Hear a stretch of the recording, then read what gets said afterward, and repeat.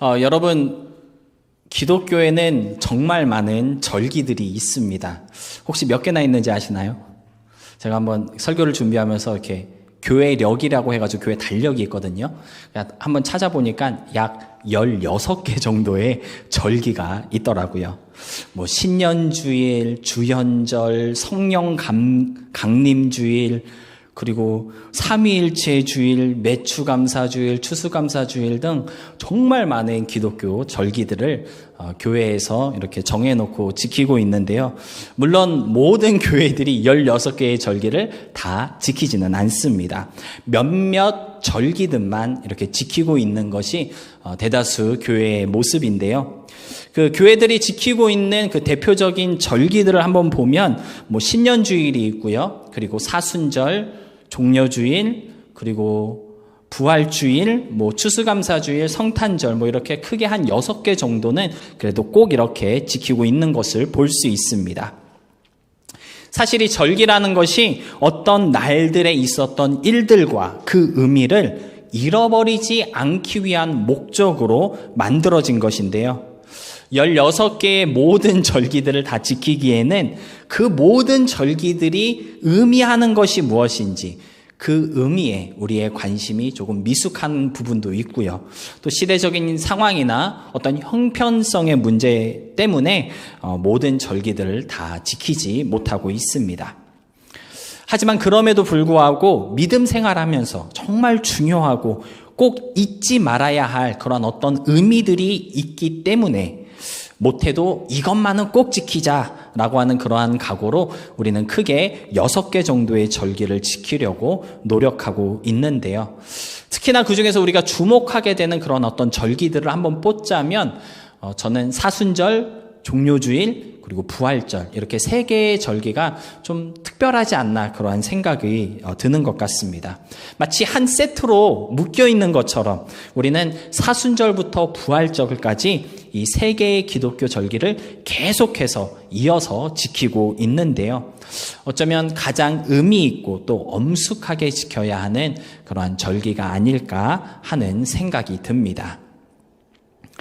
그중에서도 오늘은 종려주일이라고 하는 절기를 우리가 지금 지키게 되었는데요. 여러분, 종려주일은 어떠한 절기일까요? 설교를 준비하면서 제가 작년에 무슨 설교를 했나 이렇게 찾아봤더니 제가 종려주일이 무엇인가 여러분들에게 설명을 해 드렸더라고요.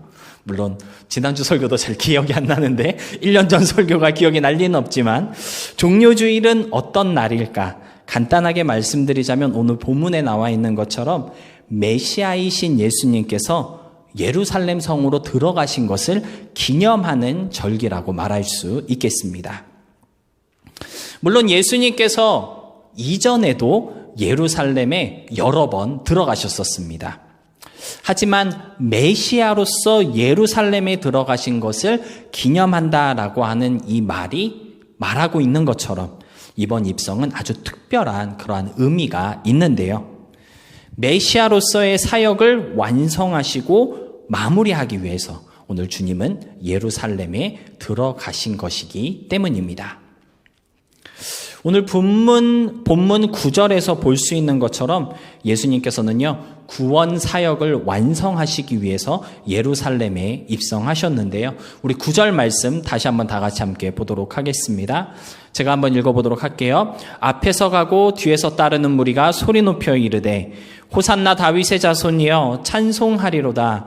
주의 이름으로 오시는 이여 가장 높은 곳에서 호산나 하더라. 여기서 사람들이 막 예수님의 입성을 바라보면서 외쳤습니다. 호산나, 호산나. 여러분, 호산나가 무슨 뜻인지 아십니까?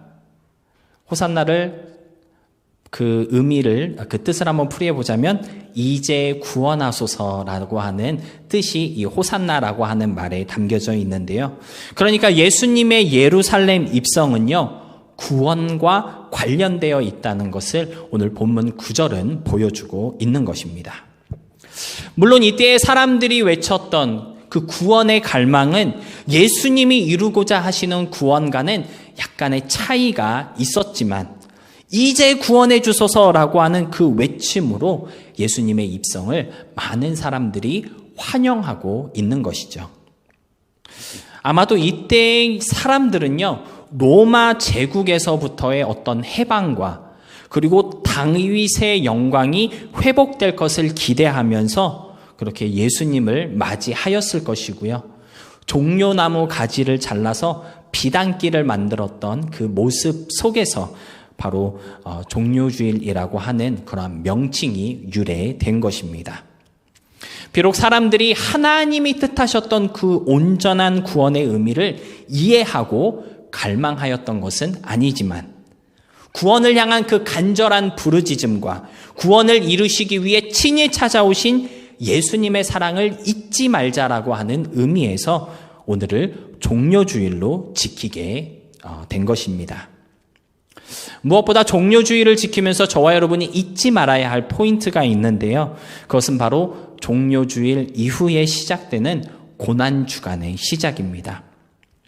호산나 이제 구원하소서 힘찬 소리로 예수님을 환영했던 그 수많은 인파 속에서 예수님께서는요, 다가올 고난과 아픔 그리고 괴로움을 보셨을 것이고요. 자신이 어떻게 죽게 될 것인지 또는 어떻게 배신당하고 죄인들의 손에 넘겨지게 될 것인지를 예수님은 이미 다 알고 계셨습니다. 즐거운 소리로 노래하며 춤추는 사람들 속에서 아마도 예수님의 마음은 그리 편치 않으셨을 것 같아요. 할 수 있다면 이 잔을 내게서 옮겨주소서. 예수님은 나중에 그렇게 기도하실 정도로 아주 아프고 괴로운 길을 가게 되셨다라는 사실을 예수님은 부인하지 않으셨던 것입니다. 그래서 종려주일은요, 어쩌면 구원에 대한 그러한 갈망을 되새기며 동시에 우리의 구원을 위해 희생을 각오하시고 감수하시고 감당하시는 예수님을 기억하고 감사하는 그러한 시간이라고 말할 수 있습니다. 그러한 의미에서 오늘을 종려주일이라고 부르기도 하지만 동시에 고난주일이라고도 부르고 있는 것입니다. 아무튼 오늘은 기쁨과 평안, 위로의 의미가 있는 절기이면서 동시에 슬픔과 괴로움, 애통의 의미가 있는 절기로서 아주 특별한 날이 아닐 수가 없는데요. 이 날을 통해 독생자를 아낌없이 내어주시면서 우리와의 연합을 회복하기 원하셨던 그 하나님의 마음을 우리가 조금 더 헤아릴 수 있어야 하겠고요. 고난과 죽음의 길을 마다하지 않으시고 사랑과 순종의 마음으로 그 길을 걸어가신 예수님의 은혜를 깊이 되새길 수 있어야 하겠습니다. 그런 관점에서 오늘 본문으로 함께 읽은 마태복음 21장 1절로 11절의 말씀은요, 쉽지 않았던 십자가의 길을 걸어가신 예수님의 모습, 특별히 그 결단 있는 모습을 우리에게 보여주고 있는데요. 십자가의 길이 얼마나 고통스럽고 또 괴로운 길인지 아셨던 예수님은 아마도 마음의 준비를 단단히 하셔야만 했고요. 또 엄청난 각오와 결단이 필요하셨을 것입니다. 그리고 그런 결단의 모습이 바로 오늘 본문에서 우리에게 보여지고 있는데요. 종려주일을 맞이하여서 예수님의 결단, 그리고 제자들의 결단, 예수님을 환영했던 수많은 사람들의 그 결단 있는 모습을 통해 우리는 과연 어떤 모습으로 십자가의 길을 걸어가야 하는지 묵상해보는 이 시간이 되었으면 좋겠습니다. 첫 번째로 예수님의 결단에 대해서 함께 생각해 보았으면 좋을 것 같은데요. 우리 본문 1절로 2절 말씀 다시 한번 보도록 하겠습니다. 우리 다 같이 한 목소리로 함께 봉독해 보도록 하겠습니다. 시작.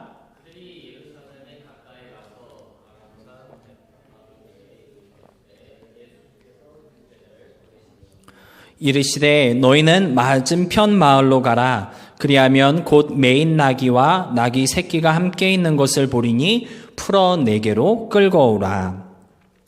앞에서 말씀드렸던 것처럼 예수님께서 예루살렘을 방문하시는 것이 이번이 처음은 아닙니다. 아마도 예수님은요, 유대인의 정통에 따라 적어도 못해도 1년에 한 번씩은 예루살렘을 방문하셨을 것입니다. 그리고 누가복음 2장 41절의 기록을 보면요, 12살 되셨을 때에 예루살렘을 방문하신 적이 있고요. 그리스도로서의 공생애를 시작하시고 난 후에도 적어도 2번 정도 예루살렘 방문을 하셨었습니다. 다른 말로 예루살렘을 무진장 왔다 갔다 하셨다라는 것이죠. 그럼에도 불구하고 이번 예루살렘 입성이 특별한 이유가 있습니다. 그것이 무엇이냐면 바로 이번에는 나귀를 타고 들어가시기로 결정하셨기 때문입니다. 나귀를 타고 예루살렘으로 들어가는 것이 뭐가 그렇게 대단한 일이기에 오늘 우리는 종려주일로 지키고 있는 것일까요? 나귀를 타고 예루살렘으로 들어가시는 것이 특별한 이유가 있는데요. 그것은 바로 선지자 스가랴를 통해 이스라엘의 구원을 위해 오시는 그 왕이 나귀를 타고 오신다고 예언되었기 때문입니다. 스가랴 9장 9절 말씀입니다. 시온에 따라 크게 기뻐할지어다. 예루살렘에 따라 즐거이 부를지어다. 보라, 내 왕이 내게 임하시나니 그는 공의로우시며 구원을 베푸시며 겸손하여서 나귀를 타시나니 나귀의 작은 것 곧 나귀 새끼니라. 말이 아닌 나귀를 타고 오는 어떤 왕의 출현은요, 결코 흔한 일이 아닐 수가 없죠. 어떤 왕이 나귀를 타고 입성을 하겠습니까? 맞죠? 왕이라고 하면 당연히 크고 멋있는 흰색 말을 타고 오거나 또는 왕의 위엄에 맞는 그러한 마차를 타고 오는 것이 당연하겠습니다. 그렇지만 스가랴는요, 공의로운 구원을 베푸실 이스라엘의 왕은 나귀를 타고 오실 것이라고 예언하였고요. 예수님께서는 그 예언의 말씀대로 오늘 나귀를 타고 들어가시기를 결정하셨던 것입니다. 그러니까 오늘 예수님께서 예루살렘에 들어가시면서 이번에는 내가 나귀를 타고 들어가겠다라고 결정을 내리셨을 때 그 결정은요, 내가 이제는 구원을 베푸는 이스라엘의 왕으로 예루살렘에 들어가겠다라고 하는 결정을 보여주고 있다라는 것이죠. 그 전까지 사람들은요, 예수님을 선지자 또는 세례 요한의 환생이다, 아니면 모세와 같은 유능한 하나님의 일꾼이라고 부르면서 예수님을 따라다녔습니다. 그러나 예수님께서는요, 이제는 나는 그리스도 구원자 이스라엘의 왕으로서 당신들 앞에 서겠습니다. 그러한 결단 있는 모습으로 지금 예루살렘에 들어가고 계신 것이죠. 그런데 이 결단이요, 말처럼 그리 쉬운 결단이 아니었다는 것을 우리는 잘 알고 있습니다. 왜냐하면 예언된 구원의 왕, 그리스도의 사역을 완성하기 위해서 들어가실 때에는 십자가의 고난과 죽음을 각오하셔야 했기 때문입니다.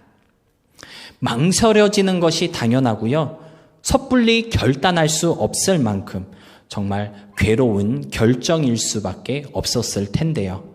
그런데 감난산 벳바게에 이르렀을 때에 예수님은 결단하셨다고 오늘 성경은 말씀하고 있습니다. 그 전까지는요, 약간의 지체함이 있었을지도 모르겠습니다.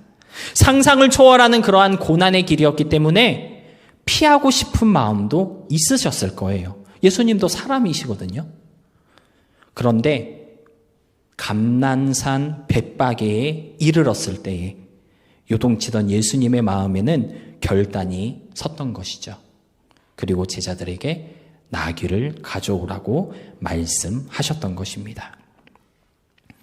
본문 1절에서 볼 수 있던 것처럼 예수님은 감난산 벳바게에 이르렀을 때에 그러한 결단을 내리시고 제자들에게 나귀를 가져오라고 말씀하셨는데, 도대체 감난산 벳바게가 어떤 곳이기에 예수님께서 이곳에 이르렀을 때에 구원의 사역을 완성하기 위해 가야 했던 그 고난의 길, 십자가의 길을 걸어가겠노라고 결단하신 것일까요? 벳바게라는 동네가 어떤 동네인지 제가 한번 조사를 해봤습니다. 그 죽은 나사로, 너무나도 유명한 사람이 있죠. 죽은 나사로가 살았던 동네가 베단이라고 하는 동네인데 그 베단이 바로 옆에 붙어있는 동네가 이 벳바게라고 하는 동네였습니다. 베다니와 벳바게 둘 다 감람산이라고 하는 아주 큰 산 위에 위치하고 있었던 동네였는데요. 그래서 감람산 벳바게 이렇게 부르고 있는 것이죠. 이 신기하게도 베다니와 벳바게 이 두 곳에는요, 무화과 나무가 아주 지천으로 깔려 있다고 합니다. 그래서 베다니, 벳바게 둘 다 내 이름을 이렇게 풀이해 보면 무화과 마을이라는 뜻이 된다고 하더라고요. 근데 정확하게 표현하자면 베다니는 테에나 마을, 벳바게는 파게 마을, 이러한 뜻이 있다고 합니다. 테에나 파게, 이게 둘 다 사실은 무화과 열매를 표현하는 그러한 말이라고 하는데요. 제가 슬라이드를 준비했습니다. 무화과를 여러분들이 보시면 이렇게 옆에 보면은 파란 무화과가 있고 또 반대쪽에 잘 익은 무화과가 있잖아요. 저렇게 새파랗게 익어 있는 무화과가 처음 무화과가 열리기 시작할 때 익는 무화과라고 합니다. 저 무화과를 파게라고 부르고요. 좀 오랜 시간 열려 있으면서 잘 익게 되는, 우리가 흔히 보게 되는 그 무화과를 테헤나 이렇게 부른다고 하는데요. 신기하게도 저 파게 무화과를 따먹어야 테헤나 무화과가 잘 열린다고 하더라고요. 근데 이 벳바게라고 하는 이 말이 곧 파게라는 뜻인데, 한마디로 벳바게는 어떤 곳이냐면 처음 무화과의 마을이다 라고 하는 뜻이 이 벳바게라는 동네의 이름의 뜻이라고 풀이할 수가 있겠습니다. 그리고 베다니는 잘 익은 무화과의 마을이다, 그러한 뜻이 있다고 볼 수가 있는데요. 벳바게에 이르렀을 때, 즉 첫 무화과의 마을에 예수님께서 이르렀을 때에 예수님은 십자가의 길을 가기로 결단하셨던 것이죠. 첫 열매를 상징하는 마을에 이르렀을 때 예수님은 중대한 결단을 내리셨습니다. 그 결단은 바로 죄에 대한 죽음으로 구원의 사역을 완성하겠다는 결단이었고요. 그를 통해 부활의 첫 열매가 되겠다는 결단이었습니다. 벳바게, 파게 마을, 첫 열매를 상징하는 이 마을에서 주님은 첫 열매 없이는 테에나, 잘 익은 열매도 있을 수 없다는 사실을 깊이 묵상하셨고요. 괴롭고 아프고 고통스러운 십자가의 길이지만 죄에 대한 죽음과 부활의 첫 열매가 되어야지만 수많은 사람들이 생명의 열매를 누리게 된다는 사실을 바라보시며 고난과 죽음의 길을 가겠노라 결단하셨던 것이죠. 이러한 예수님의 결단에 대해 사도 바울은요, 이렇게 설명하고 있습니다. 고린도전서 15장 20절로 24절 말씀인데요. 우리 함께 보도록 하겠습니다. 함께 읽겠습니다. 그러나 이제 그리스도께서 죽은 자 가운데서 다시 살아나사 잠자는 자들의 첫 열매가 되셨도다. 사망이 한 사람으로 말미암았으니 죽은 자의 부활도 한 사람으로 말미암는도다. 아담 안에서 모든 사람이 죽은 것 같이 그리스도 안에서 모든 사람이 삶을 얻으리라.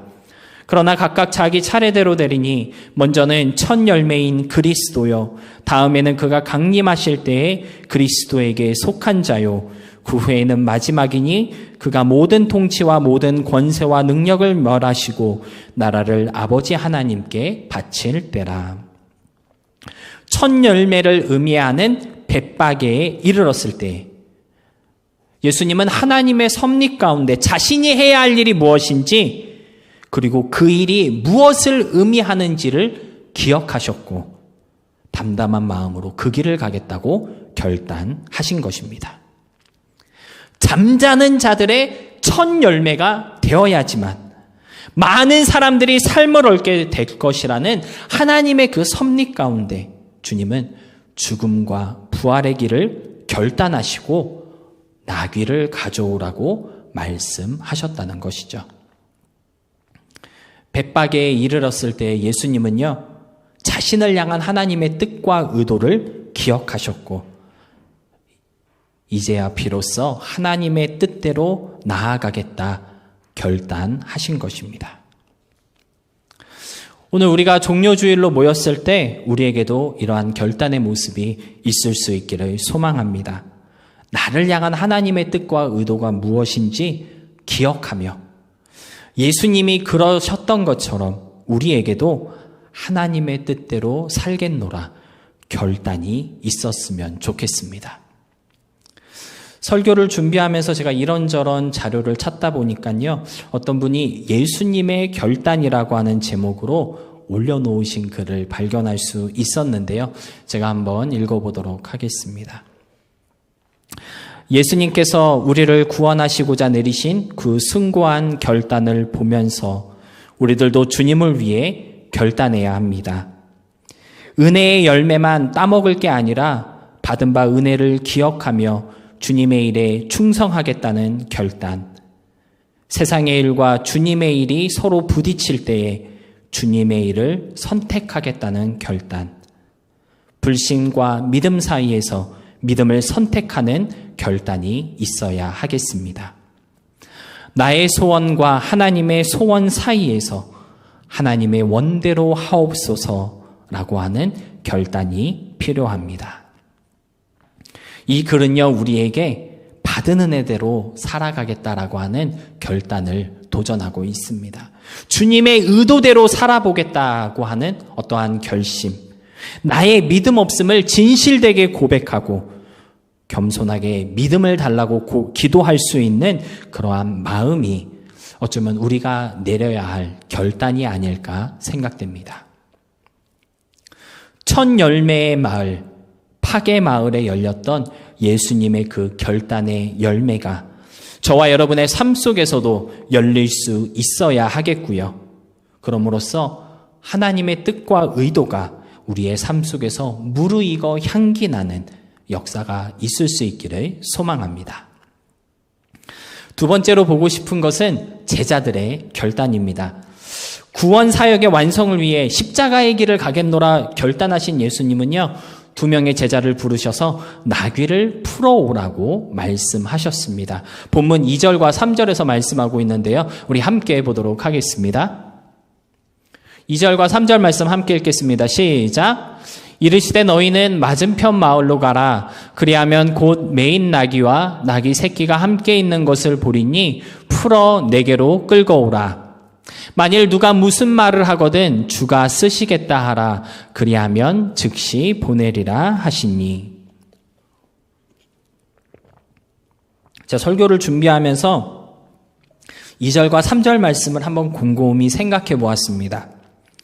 그랬더니요, 이게 말이 좋아 예언 성취를 위한 준비 작업이지 엄밀히 따지면 나귀를 훔쳐갖고 오라는 말과 별반 다르지 않더라고요. 왜냐하면 예수님께 아니잖아요. 가서 나귀를 풀어오라라고 하는 말은 곧 나귀를 훔쳐오라는 말과 별반 다르지 않았습니다. 제자들의 입장에서는요, 이 말씀대로 행동하기가 조금은 난처하고 당황스러울 것 같더라고요. 제가 한번 제자의 입장이 돼 보니까 저거 갖고 와야 되나 말아야 되나 머뭇거리게 되더라고요. 누가 봐도 도둑질이나 다름없기 때문입니다. 예수님을 3년이나 쫓아다녔던 제자들이었지만 야, 저 나귀 가져와 라고 했던 예수님의 말씀은 순종하기 조금 힘든 요구가 아니었을까 싶은데요. 그도 그럴 것이 이제까지 예수님은요, 한 번도 이런 식으로 자신의 필요를 채워보신 적이 없기 때문입니다. 물고기 2마리, 빵 5개로 5,000명을 먹이셨을 때에든가, 또는 물로 포도주를 변화하게 하신 그러한 기적을 베푸실 때, 또는 휴식이 필요해서 마태나 삭개오의 집에서 이렇게 하룻밤 신세를 지실 때에도요, 예수님은 절대 강요하지 않으셨어요.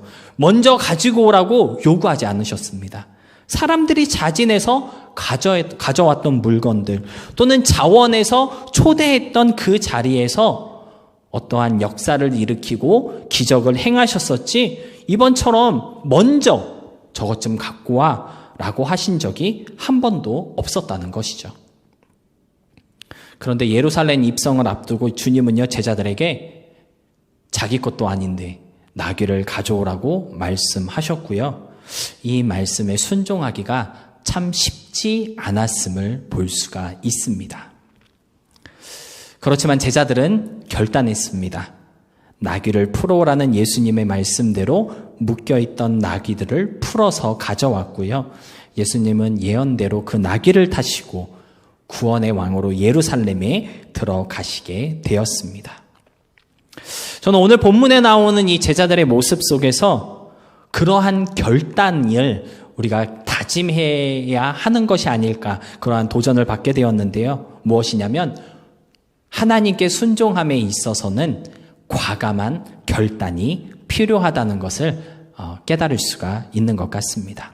예수님의 요구가 또는 하나님의 요구가 혹 내 생각과 이성과 이해에 맞지 않고 뭔가 세상이 정해놓은 기준에 어긋나 보여도 하나님의 뜻과 섭리하심 속에는 어떤 분명한 의도가 있다는 것을 믿으며 과감하게 결단하여 순종할 수 있어야 한다는 그러한 도전을 우리에게 주고 있다는 것이죠. 곰곰이 보면요, 사실 예수님의 명령은 나귀를 훔쳐오라는 것이 아니었죠. 엄밀히 말하자면 빌려오라는 명령이셨습니다. 실제로 이 제자들이 나귀를 풀 때 사람들이 물어봤죠. 그 나귀 왜 풀어요? 그랬더니 주께서 쓰시겠다 합니다 라고 했더니 사람들이 가져가기를 허락한 것을 볼 수가 있는데요. 그러니까 훔쳐온 것은 아니고 빌려온 것이고요. 분명 다시 되돌려 주었을 것으로 우리는 예상할 수 있습니다. 그런데 가서 나귀를 끌고 오라 라고 하는 그 말씀만 들었을 때에는 어쩌면 예수님의 그 의도를 오해할 수도 있다라는 것이죠. 그리고 그 오해 때문에 가져오라는 말씀에 순종하기가 어려울 수도 있었을 것이다 라는 것입니다. 그런데 일단 과감하게 순종하였을 때 제자들은 예수님의 의도를 알게 되었고 모든 것이 협력하여 선을 이루는 은혜로운 경험을 하게 된 것을 우리는 본문의 제자들의 모습을 통해 보고 있는 것이죠. 여러분, 사실 우리가 하나님의 말씀에 순종하지 못하는 진짜 이유가 뭔지 아십니까? 바로 내 생각 또는 나의 삶, 이 세상의 흐름과는 맞지 않고 통하지 않고 이해가 되지 않는다고 생각되기 때문에 우리는 하나님께 순종하지 못하고 있습니다. 한 가지 예로 좀 들어보자면 많은 분들이 거리에서 전도하시는 분들을 바라볼 때 그런 말들 하세요. 요즘 시대에도 저렇게 전도하는 사람들이 있나? 그러한 말들을 하시는 것 같은데요. 이게 무슨 뜻입니까? 거리 전도는 시대에 맞지 않고 시대의 흐름에 맞지 않는 행동이라고 우리는 생각하고 있다라는 것이죠. 그래서 시대에 맞지 않는 노방 정도, 거리에서 사람들에게 전도하는 그러한 행동은 틀렸다, 잘못됐다라고 하는 그러한 어떤 판단을 우리가 가지고 있는 것은 아닐까 생각해 볼 수 있는데요. 여러분, 우리가 거리 전도를 멀리하고 또는 하지 않는 이유가 무엇일까요? 때를 얻든지 못 얻든지 말씀을 전하라 하셨던 주님의 명령이 변해서입니까? 아니면 시대적인 상황의 눈치를 보기 때문일까요? 우리는요, 뭔가 내 계산과 맞지 않고 시대적인 상황에 어긋나는 것 같은 말씀에는 쉽게 순종하지 못하고 주저할 때가 많이 있습니다. 특히나 물질 또는 건강, 가족과 관련된 일들에 있어서는 더더욱 주님께 순종하기를 결단하지 못하고 순종하기를 어려워하고 있는 것이 사실인데요. 저도 목사지만 물질과 가족에 관련된 일들 때문에 하나님께 올인하지 못할 때가 얼마나 많은지 모릅니다. 제가 지난 목요일에 우리가 살고 있는 이스트베이 지역에서 아주 영향력이 있으시고 또 많은 분들에게 존경받으시는 원로 목사님 한 분을 만나서 이런저런 이야기를 나누었는데요. 원로 목사님께서 제 이야기를 쭉 듣더니 저에게 그런 말씀하시더라고요. 임 목사는 받은 은혜도 많고 재능도 많은 것 같은데 그런데 내려놔야 할 것을 다 안 내려놓은 것 같다. 하나님한테 아직 올인하지 못한 부분이 너무 많은 것 같아. 믿음으로 올인해봐라. 그러면 하나님이 어떻게 역사하시는지 피부에 와닿게 경험하게 될 거야. 그런 말씀을 저에게 해주시는데, 그 말씀을 제가 이렇게 들으면서 숨겨왔던 나만의 비밀을 들킨 것처럼 얼마나 부끄러웠는지 안절부절 했었습니다. 우리는요, 내 생각과 계산에 맞춰서 그냥 적당하게 신앙생활 하면서 주시는 은혜만 누리며 편하게 믿음 생활하고 싶어 할 때가 종종 있고요. 또 어쩌면 그것이 우리 모두의 마음인지도 모르겠습니다. 그런데 여러분, 하나님은요, 우리의 계산과 판단, 이해에 넘어서 계신 분이십니다. 과감한 결단으로 순종하면 놀라운 하나님의 뜻과 섭리를 알게 될 것이고요. 보게 될 것이고 경험케 된다는 것을 오늘 제자들의 모습을 통해 말씀하여 주고 있는 것입니다. 저와 여러분의 삶 가운데 오늘 제자들이 내렸던 그러한 과감한 결단이 있을 수 있기를 소망합니다. 여러분, 이 제자들의 결단이 얼마나 중요했냐면요, 사실 제자들이 나귀를 끌고 오라고 했던 그 예수님의 말씀을 이해하지 못했거나 또는 이 세상의 이치와 맞지 않아, 이거 어떻게 도둑질을 해갖고 오라고 하시지? 그러한 개인의 판단 때문에 나귀를 끌고 오라 하신 예수님의 말씀에 순종하지 않았다면 예수님은 결코 십자가의 길을 가지 못하셨을 것입니다. 왜냐하면 나귀 타고 들어가야 하거든요. 그런데 나귀 풀어오기를 지체하였다면 고난받을 구원의 왕으로 예루살렘에 들어가실 수 없었을 것입니다. 어쩌면 오늘 우리가 결단하지 못해 지체하고 주저하고 있는 그 모습 때문에 하나님의 역사가 늦어지고 있는 것인지도 모르겠습니다. 우리의 과감한 결단의 그 순종의 모습을 통해 하나님께서 자신의 역사를 이루어 가신다는 사실을 좀 기억하셔서 조금 더 도전적인 모습으로 하나님의 말씀에 순종하는 그런 우리 모두가 될 수 있기를 부탁드립니다. 말씀을 정리하겠습니다. 본문 10절로 11절을 보면요, 예수님께서 예루살렘에 들어가니까 온 성이 난리가 났어요. 막 사람들이 소동하면서 막 찬양을 하고 이럴 때 어떤 사람들이 물었습니다. 도대체 이 사람이 누구기에 이 난리가 났습니까? 궁금해하고 있었는데요. 오늘 본문을 보니까 많은 사람들이 증거하기를 이는 갈릴리 나사렛에서 나온 선지자 예수라라고 이렇게 고백하고 있습니다. 갈릴리 나사렛에서 나온 선지자 예수라고 하는 사람들의 이 증거가 사실은 틀린 증거는 아니지만 정확하게 맞은 증거도 아님을 우리는 알고 있습니다. 갈릴리 나사렛에서 나오신 것은 맞지만 예수님은 선지자가 아니시기 때문인데요. 사람들은요, 예수님에 대해 그저 적당히 알고 적당히 따르고 적당히 이익을 보고 싶었기 때문에 자신들이 알고 싶은 만큼만 예수님에 대해서 알고 있었던 것이고요. 그래서 예수님을 선지자 예수라고 표현하였던 것입니다. 여러분, 예수님은 선지자가 아니십니다. 예수님은요, 메시아이시고 구원자이시며 저와 여러분의 죄를 대속하시고 우리를 위해 고난과 죽음의 길을 걸어가신 사랑의 하나님이시죠. 하지만 그럼에도 불구하고 어쩌면 우리도 오늘 본문에 나오는 사람들처럼 그저 적당히 알고 적당히 믿고 적당히 따르고 싶어서 예수님에 대해 깊이 알기를 거부하고 있는지도 모르겠습니다.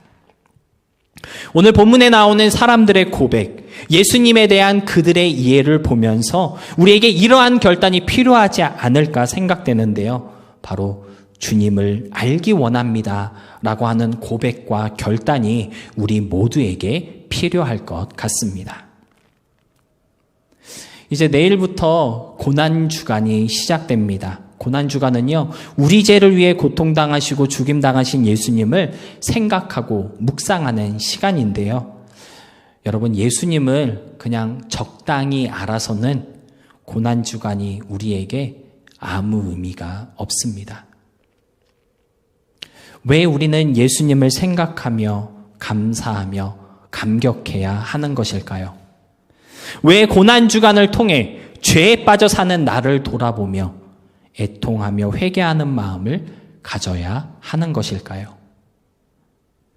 예수님이 누구신지 주님을 알게 될 때 그에 대한 모든 해답을 얻을 수 있습니다.